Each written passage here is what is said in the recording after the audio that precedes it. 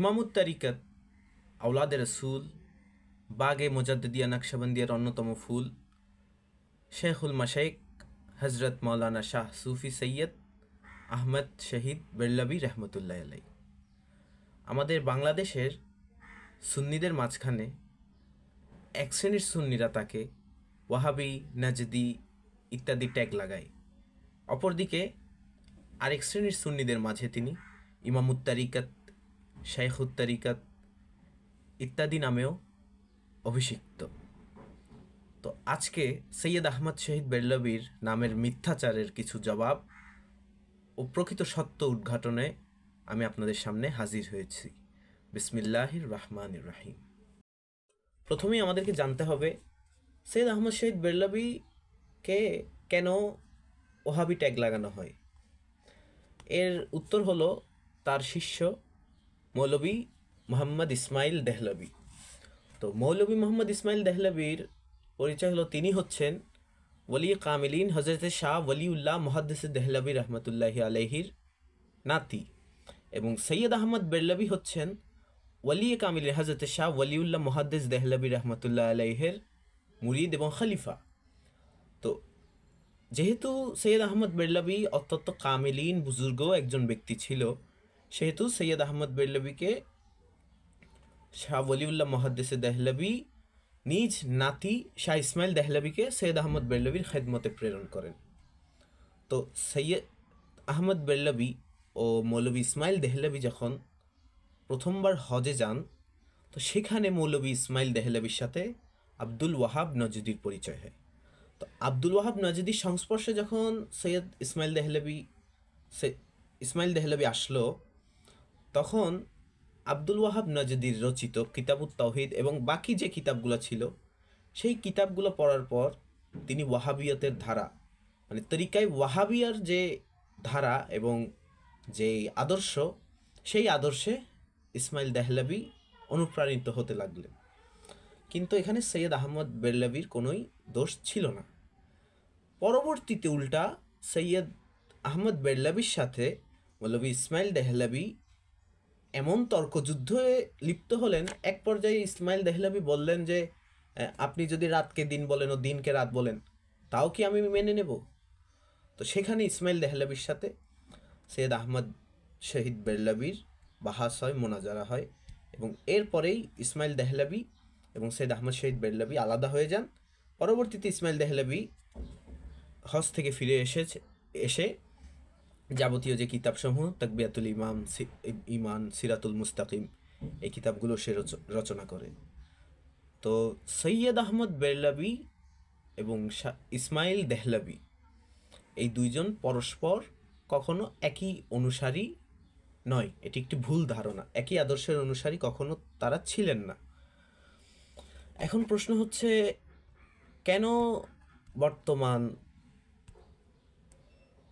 এক শ্রেণীর সুন্নি জামাতের একটা শ্রেণীর কাছে কেন সৈয়দ আহমদ শহীদ বেল্লভী ঘৃণিত? আসলে মূল কথা হচ্ছে, জাহেল মূর্খ ব্যতীত কেহই সৈয়দ আহমদ শহীদ বেল্লভীকে ঘৃণা করবেন না। আপনারা যদি ভালো করে খেয়াল করে দেখেন, এটি হলো ওয়াহাবিদের ভ্রান্ত আকিদা ও তাদের বিধান। মূল হচ্ছেন আলা হজরত আহমদ রেজা খান বেল্লভী। এই কিতাবের অনুবাদ করেছেন মাওলানা মোহাম্মদ ইসমাইল, BA অনার্স, চট্টগ্রাম বিশ্ববিদ্যালয়। তো এইখানের যে সূচিপত্র সেখানে তিনি সৈয়দ আহমদ বেল্লভীর উপরে কোনো বিষয় আনেননি। তিনি ইসমাইল দেহলভী সম্পর্কে এনেছেন, কাসেম নানুতুবি সম্পর্কে এনেছেন, আরও যারা ওয়াহাবি বাতেল আকিদার সকলের সম্পর্কে এনেছেন, কিন্তু সৈয়দ আহমদ শহীদ বেল্লভীর শানে তিনি কোনো ধরনের টপিক তুলে ধরেননি। পাশাপাশি তিনি এই বইয়ের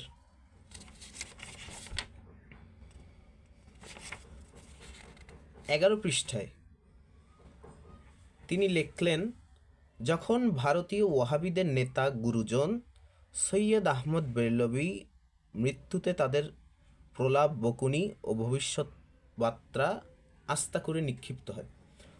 সৈয়দ আহমদ বেরলভীকে আহমদ রেজা খান ওয়াহাবিদের নেতা ও গুরুজন বলে আখ্যায়িত করেছেন, কিন্তু এই বইয়ের মধ্যে তিনি সৈয়দ আহমদ বেরলভীর শানে, তিনি যে সৈয়দ আহমদ বেরলভী আমার নবীর শানে যে ওস্তাদ ছিলেন, কোনো ধরনের বেয়াদবি করেছেন, এই ধরনের কোনো কথা আহমদ রেজা খান বেরলভী তুলে ধরেন নাই।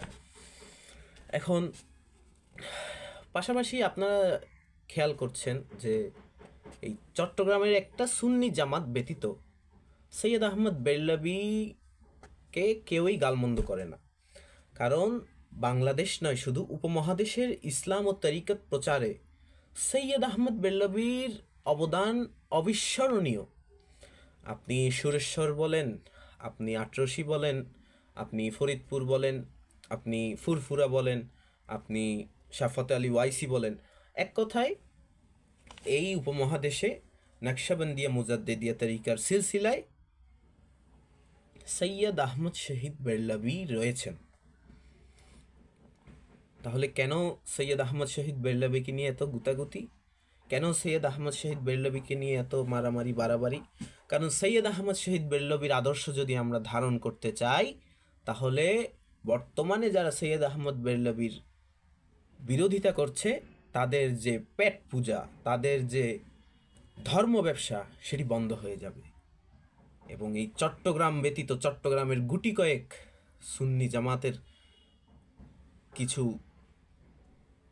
অন্ধ ব্যতীত সারা দেশেই সৈয়দ আহমদ বেরলভী একজন দীপ্তমান তরিকতের প্রচারক প্রসারক। বাংলাদেশের সহ তামাম উপমহাদেশে নকশবন্দিয়া মুজাদ্দিদিয়া তরিকা সৈয়দ আহমদ বেরলভীর মাধ্যমেই প্রচারিত। এমনকি সৈয়দ আহমদ বেরলভীর যে অন্যতম খলিফা, অন্যতম মুরিদ ভক্ত মৌলানা শাহ কারামত আলী জৌনপুরী, মৌলানা কারামত আলী জৌনপুরীকে নিয়ে গৌসুল আজম শাহ আহমদুল্লাহ মাইজভান্ডারী বলে গিয়েছেন, আমি আমার নিজের সন্তানকে মৌলানা শাহ কারামত আলী জৌনপুরীর নজরের উপরে রাখলাম। তো মৌলানা শাহ কারামত আলী জৌনপুরী আজীবন সৈয়দ আহমদ শহীদ বেরলভীর গোলামি করেছেন। তো যেই ব্যক্তির গোলামের চেহারার উপরে, নজরের উপরে গৌসুল আজম মাইজভান্ডারী নিজের পুত্রকে রাখেন, তো সেই ব্যক্তির মকাম আমরা ভুলে গিয়েছি।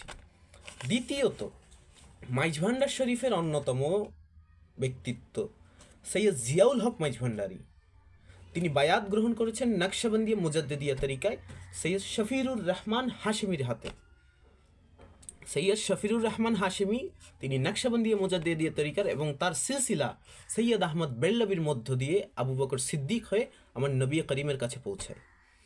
তো জিয়াউল হক মাইজভান্ডারী তিনি বিশ্বলি শাহিন শাহ খেতাবে বর্তমানে ভূষিত।